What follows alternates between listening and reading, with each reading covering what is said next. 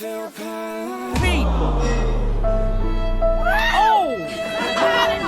He needs some milk.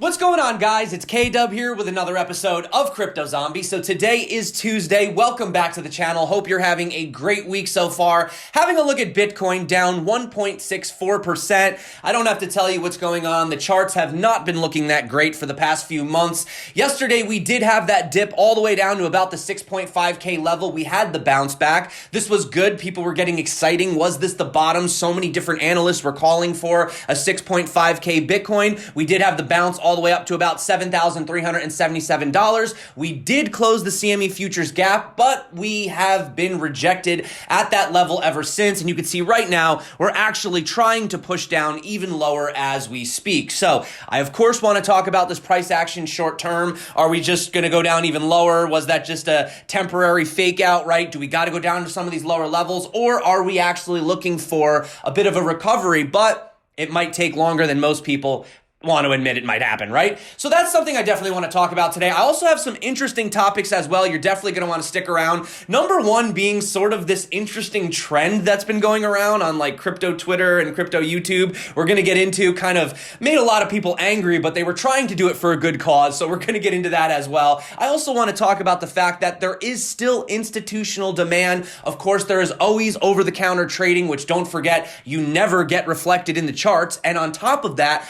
why are people crazy enough to be paying a 39% premium on Bitcoin? We're going to talk about that, and also the fact that we did have more Tether being printed and whales accumulating. Now, we're going to get into all that today. We're going to try to make it super quick, super fast. If that sounds good to you, you know what to do. Also, if you are not subscribed to the Crypto Zombie channel, what are you waiting for? We do this every single day, and also every Monday is the Ledger Nano S giveaway. Got to keep your cryptos safe on a hardware wallet. Drop a comment and you will be eligible. Now, having a look right here, we do notice that Bitcoin dominance sitting around 66.3%. Having a look at some of the gainers today, we do have Fusion up another 59%. I don't know what this Storium thing is, 321% with $40,000. MATIC Network, yet again, almost 13%. Maker, Verge, Horizon, Silverway, Steam, Status, and VeChain. Having a look over here, currently you are noticing a little bit of sell pressure over on Bitfinex. It's relatively neutral right now. Longs and shorts sort of split right down the middle currently. Now, people were getting very excited about this, right? You see, we had this sort of almost like parabolic downtrend. I mean, look at the curve, how it was just pushing Bitcoin down every single time we touched it. We got rejected. And finally, we actually broke out of the parabolic, downtrends. It's about damn time. It's about damn time. A lot of people were getting exciting. They were saying, this is great. We touched the 6.5K level. Good. This is what we were looking for. We can finally go the other way. In fact, John Bollinger himself, yes, the inventor, the creator of the Bollinger Band, said, Turkey Week bottom in crypto space. The setup is looking good. So I did retweet this, but should we take this with a grain of salt? Well, let's dive in. Let's have a look, because currently you could see there was a significance of why we had the bounce on the futures. But essentially, you could see right back here when we had this pump back on May 10th, we actually did put in a gap right here, okay? So that level became very significant that we came down to fill. And lo and behold, that is the exact same level that Bitcoin actually came down to again. Now, keep in mind, Bitcoin does have a history of sort of dumping either leading up to or on the Friday or the last Friday of every month. So I actually have that marked out right here, okay? So the question is, is Bitcoin going to trend upwards, or was this sort of the dump, was all this the dump leading up to the Friday? Because don't forget, this Friday right here was the giant President Xi pump, right? So it's not exactly every Friday, but just keep in mind, guys, that statistically, the majority of the Fridays have ended in dumps, okay? Not saying we're going to do it this time, but historically speaking, most of them have. Now, you do notice some Bitcoin perma bulls getting a little bit nervous. For example, Mike Novogratz, he thinks that we need to recover above 7,500 in the next 2 days, or else we're going to dump to the 6K to 7.4 range, which he says wouldn't be as pleasant. We are still up 95% on the year, just to keep that in perspective, but he would like to see Bitcoin above 10K. Yeah, I mean, we'd all like to see Bitcoin above 10K. I'm sure we'd all feel better, but for those of you that were either late to the party, you just got in, or maybe you bought too high, now is an excellent opportunity for dollar cost averaging. Not financial advice, but you know, that is what I will be doing. Now, we are basically back inside this sort of wedge down here. We are inside of it, so I suppose as long as we stay in this wedge, even if we were to pump to the top, you know, right now, currently, that's sitting at around the 7.5K level. Maybe that's why Novogratz wants to get above it, right? But also having a look, if we were to sort of just travel down all the way to the end here, the apex is looking to have a breakout essentially at the very end of this year or the beginning of next year, which could see Bitcoin prices potentially go down to the 6K level that so many people have been speaking of. But also, you do realize that this is still a giant bull flag. I mean, it literally is, no matter how you want to look at it. And currently, we have essentially respected the tops and the bottoms as far as the actual solid closes and opens on the candles for the weekly. And you can see right here, we are looking for a bounce back. And if we were to go up, you could go back up to that 9,000 level before having some kind of resistance if we are going to keep in mind, you know, and play with this particular pattern. Now, I do want to just mention that, and I do want to give a shout out to Crypto Entropy here. He kind of made a good point, okay? He pointed out a fractal potential. It hasn't actually happened yet, but you can see right here, the last time we had a spinning doji on the weekly, we then had a massive downtrend before finding the base, and currently he's saying this could easily become a spinning doji. Now, having a look right here, you know, if we actually, you know, look at what we're doing right now, yeah, it does look like this monthly candle might look like it wants to put that in. But keep in mind, you know, we have had one here too, and that resulted in a pump. So not every time it's going to play out, but I did just want to mention that is a possibility. However, one of the most, I guess, short-term bullish things we can talk about was being supported by this legacy trend line, okay? Right here, this historic trend line, when we started building up momentum here, you could see it held for 1, 2, 3, 4, 5, 6, 7, 8. And then on the 9th week, we had a blast off. And finally, after all of this, basically, I guess if you want to call it a healthy retracement, we actually wicked right there and we bounced off of it. So this level has held, and you could see it was right when we had the downtrend and the uptrend literally meet on an X. And just to take this all away as well, I did want to point out that I am still anticipating for the 200 weekly moving average for absolute bottom support, which is why I know we were talking yesterday about tone base saying we got to go down to 4.5. Well, currently, if we have a look right here, this is actually sitting at $4,923. And why do I believe that we will be held by this line? Well, simply put, Bitcoin has never fallen below this line since we were able to put in enough data on the 200 weekly. You could see all these times we respected it. And finally, it was the absolute support of the bottom from the 20K retracement, the 84% retracement all the way down to the bottom. So, I mean, even if you're looking to sort of just extend this out, I don't really know what it would look like, guys. I'm just going to kind of make up, you know, just draw this, whatever, just kind of make it up. But you can see, even if Bitcoin was to continue down here, you know, you'd still be looking at around, you know, 5.2K. So I just don't believe we're going to fall below this. And, you know, even if Bitcoin does start to trend lower, don't forget, this line is going to come up to meet it. Therefore, no, I don't think we're going to have a $4,500 Bitcoin. That's exactly what I said in my video yesterday. Now, there was a good opportunity if you are looking at the market cipher indicator to put in a long right here. So you could have had an opportunity to get a nice little pump. Now, we have put in a bit of a trend reversal. So the question is, are we talking about a reversal of the downtrend or just a reversal of the quick pump? Keep your eyes on that. We do have some red X's, and obviously a lot of manipulation has been hitting the charts lately. But Scott Melker, guys, if you follow him, he actually put out this article. I'm not going to go into the whole article because it will take up the whole video, but he essentially said Bitcoin price diary, shorting Bitcoin is dangerous at these levels, essentially. So I went long at 6.9K. And, you know, he's been very transparent about when he makes mistakes, when he screws up. So he currently says that, you know, going long at 6.9K could be a good opportunity. Now, this was put out a few days ago. Keep in mind, we did have the dip. But obviously, guys, there's really no reason to be looking at charts because really, it's clearly just the avocado correlation to Bitcoin that Tracy Alloway has been pointing out, which I know what you're saying, this is ridiculous. It is ridiculous, but kind of is crazy how avocados and Bitcoin pumped and dumped almost around the same time. Take it with a grain of salt, but it is interesting nevertheless. But talking about the fact that we had almost $30 million worth of Tether that has been transferred from the Tether treasury to Bitfinex, the question is, are they looking to buy the dip? Why else would you print $30 million worth of Tether? Well, interestingly enough, Bitfinex is the exchange that is showing the highest amount of selling. So not too sure what that's all about. So we will obviously clearly have to take all of that with a grain of salt. But that being said, guys, it looks like Bitcoin is trying to maintain this level. Obviously, if we start falling below this level, we might sort of get support at 6.9. But yeah, I mean, I'm just being realistic. It looks like it's trying to slump again. Hopefully, we will have a rebound. We will see. If not, we'll just have another opportunity to accumulate more Bitcoin. But I do want to prove to you that even the whales are accumulating right now. You could see there was a 14,074 Bitcoin transfer, roughly around $93.4 million from CoinCheck to an unknown wallet. Now, this could have just been CoinCheck just moving some money, right? But we don't know whose wallet this is. But that being said, that is certainly a lot of money on the move. And stay with me, I'm going to show you a few more things here. You can see, like HODLNOT said, I realize some people get worried, but you need to realize that the sats you stacked above 10K, for those of you who bought in higher, right, were also super cheap. The current situation is like getting a discount on the discounted discount. It really is. You're lucky to be able to stack here, so make the best of it. And also, this was an article that came out. If you bought Bitcoin each week in 2019, you would be up 49%. In fact, if we don't want to believe the article and we just want to try this out ourselves, let's say that we basically bought $100 worth of Bitcoin every single week, essentially for 1 year. So starting 1 year ago to today, we bought $100, right?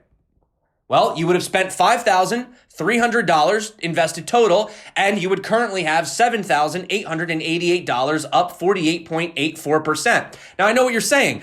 Only up 48% in a year. I want a 10x, I want a 20x, I want a 50x. Yes, okay, but also understand that a lot of these investments, these very speculative altcoins that were 100xing, a lot of them are actually sitting below ICO price right now, whereas Bitcoin just tends to continuously put in higher lows, which is the most important thing of all. Forget about the highs, the blast off tops, Bitcoin goes to 14K, goes to 20K. Yes, I get that, but also let's look at the bottoms, okay? 100, 1,000, 3,000, okay? That's the thing that you really need to look at. And one other thing I wanted to actually mention super quick, guys. So this was a video that was actually recommended to me over here. I guess it just popped up on my YouTube. I don't subscribe to this channel, but it was by The Compound, and it was this video called Why Technical Trading Signals Stopped Working. And this actually kind of hit close to home, because when I first got into cryptocurrency, I thought technical analysis was a joke. First of all, I didn't care about TA, and I didn't buy any Bitcoin. I was essentially all in altcoins, and I didn't care about TA. And, well, we made a lot of mistakes. So this guy basically points out, this is a conversation, I don't even know who these guys are in this video, but he made a really good point, essentially, about all this, like, algos and bots, and how it's really difficult to basically trade on anything but price, which is interesting, right? So there's all these different indicators, all these different moving averages, all these, the RSI, this and that, right? And basically, he says that a lot of modern traders are just moving to price, right? And what's interesting is if you just look at simple trend lines and VPVR, volume ranges and price, it actually paints the best picture, because I feel like this year, the moving averages have been pretty much terrible indicators. Just wanted to kind of throw that in there. But you can see right here, Dan Hedl, he said, I've hodled Bitcoin through the valley of despair in 2015 when we hit 200. The last week is nothing. So are you saying this is the last week of bad price action, Dan? Should I hold you to it? He says, keep a steady hand through these swings and you will be rewarded for your conviction. And don't forget, everyone that was saying, oh, if Bitcoin dumps lower, I'm going to buy. It goes below 10, I'm going to buy.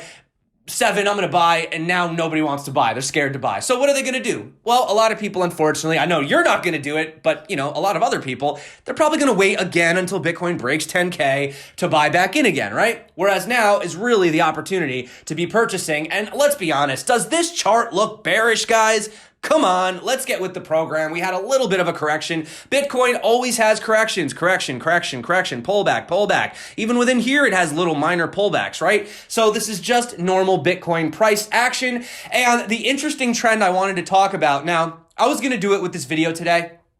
But then I could hear everybody just yelling, oh, clickbait, you know. I was going to put like a really terrible title, like, is Bitcoin dead, crashing, whatever. Because a lot of people are actually doing that, okay? You can see right here, Santiment says social trends for keywords sell, selling, dead, worthless, liquidated, wrecked, okay? These are all, you know, currently trending, right? And I've actually heard a lot of people purposefully putting out bearish tweets to try to trick these social algorithms, right? There are bots that basically scour the internet to check for sentiment. And as it starts to hear like bullish, dead, dying, sold, wrecked, liquidated, right? Then some of these will actually start to buy. I know it's a crazy world we live in, but hey, if we can do a deep fake, you don't believe they have these type of bots? So if you've seen a lot of your favorite, Twitter personalities or crypto people putting really bearish titles, I think they're secretly trying to trick the algos and they don't actually think the price is going to go lower. But that being said, having a look over here at Backed, we do have 677 volume for today. So that's pretty good starting the day off. We've seen Backed essentially putting in higher and higher volume. So that's good. You can see right here, we put in 19.5 million before we closed yesterday. So that was pretty interesting. That was the second highest day of trading. Now, I do know a lot of people do not like Backed. I'm not necessarily a fan of the fact that now they're going to introduce cash settled options as well. Kind of goes against the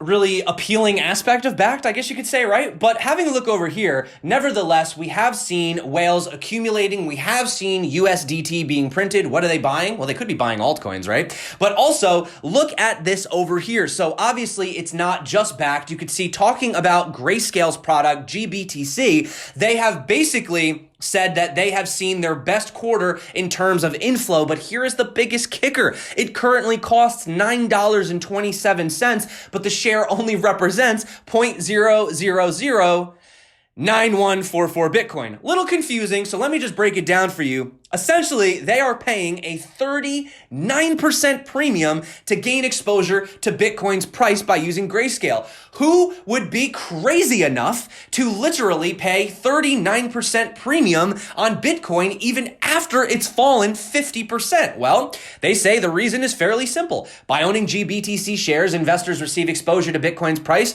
without having to worry about storage and management. So does that essentially mean that these people are so unbelievably confident in the future of Bitcoin that they're willing to pay a 39% premium just for convenience? That's pretty insane. Not Satoshi's vision, but you still got to note something like that is happening. I mean, that's pretty crazy, guys. So also, let's talk about some quick news and then let's get on out of here. I know you guys got places to be. So essentially, it would seem like authorities have taken the crackdown in China, okay, a little bit seriously recently. So you can see that the Chinese blockchain firm CN Ledger quoted a report from the People's Bank of China saying just in, the 173 Chinese virtual currency trading and token issuing platforms have all exited without risk. So once again, I don't know if this is fake news or not. I don't live in China, but apparently it looks like they've shut down over 100 crypto exchanges.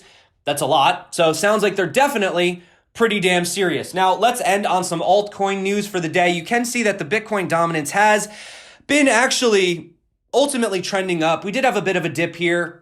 Kind of tried to curve back up again and looks like we are going sideways. So I did have two bits of news I wanted to go over. One was Icon's parent company, ICONLOOP. They recently made news in South Korea. They say all eyes were on this news. Essentially, it's their blockchain identification service called myID, which they are looking to launch next year. They say that it's going to radically improve and expand the way people and businesses use authentication in their day-to-day lives. That's the video right here if you guys want to play. It's all in Korean, but you can play it anyway. Icon's Loop myID Alliance is currently backed by 39 partners from various financial and non-financial sectors, and they are saying that, you know, it is going to utilize the ICX token. So I do think that ID on the blockchain is a good thing. I think, you know, that has always been something that seemed like a good idea. We have had Civic back in the day. I'm not too sure how that's been going, but, you know, things like voting, supply chain logistics, medical information. Those are all really good. And another project I want to talk about actually was MATIC. You guys know we talked about MATIC essentially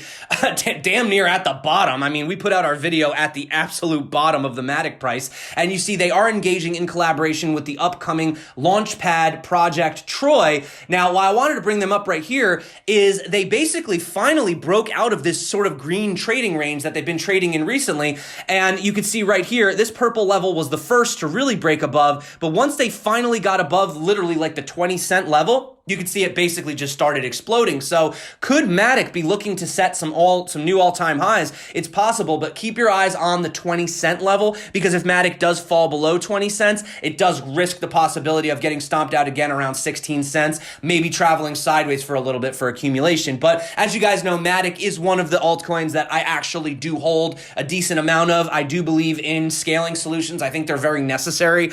We do know blockchains are kind of slow, right? So just wanted to point that out, guys. Also, they are teaming up with Blockade Games, the team behind Neon District, which is apparently a very big anticipated blockchain game. So that's basically that situation as far as some altcoin news. And one thing I wanted to end on is Fidelity Investments, which has over 2.5 trillion in assets under management, has been experiencing with an internal cryptocurrency for employee rewards. So basically, it says Fidelity Center for Applied Technology, Bits and Blocks Club partnered with TokenSoft to launch an ERC 1404. I actually wasn't familiar with this one. So basically it allows token operators to whitelist or blacklist users, as well as restrict transfers between certain addresses, cap the number of tokens that can be received by any given address, and to put limits on the number of tokens that can be exchanged for goods at the employee rewards store. Essentially, the ERC 1404 allows Fidelity to be in complete control of their tokens, making it an absolutely centralized token. But what's pretty cool is they are using the Ethereum blockchain for it. So that's exactly why I said, I like projects like, MATIC, which could actually scale them, because, for example, if you are an Ethereum developer, you're already a MATIC developer, right? So that being said, guys, that is it for me today. Let's have one more quick look at Bitcoin.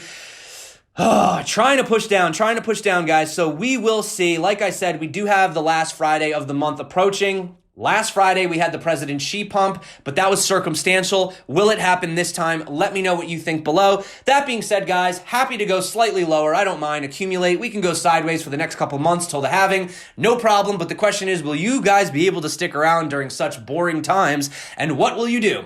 That's it for me today, guys. Thank you so much for coming. I'll be here making videos. You guys know me. Boring, sideways, choppy, explosion. I don't care. I make videos all the time because I freaking love you guys. You are the reason that I do this almost every single day. I try every single day. My name is K-Dub. Oh, by the way, guys, if you haven't got subscribed yet, definitely get subscribed and turn on the bell notification. I need to start saying that in the beginning of the videos because I had people telling me that the bell notification got turned off again and that they weren't getting the updates. I don't know what's going on, YouTube. You're being really weird. That being said, my name is K-Dub. This is Crypto Zombie. Until next time, stay crypto.